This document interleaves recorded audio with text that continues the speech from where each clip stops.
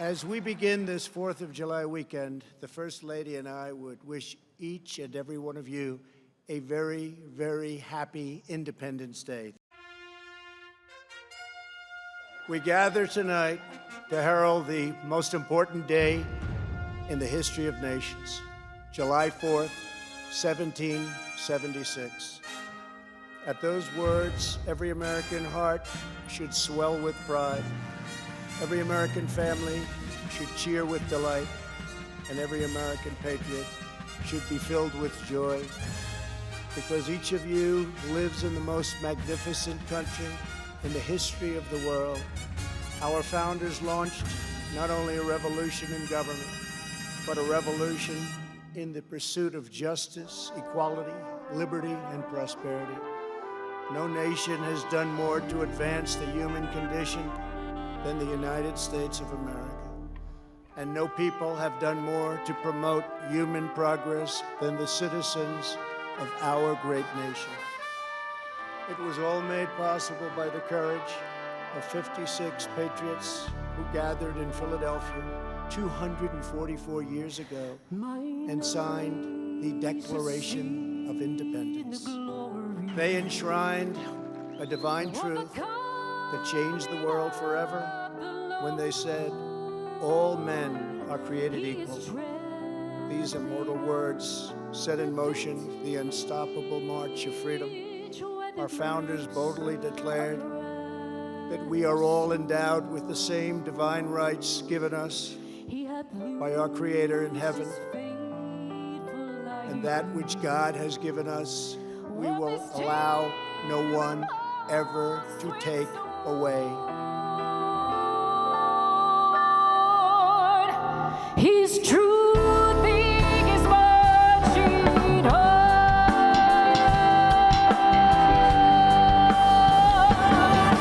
I could see him in the watchtowers of 100 certain camps. They have fielded him at altar in the evening dews in their hands. I can read his righteous sentence in the dim and blurry lands. His day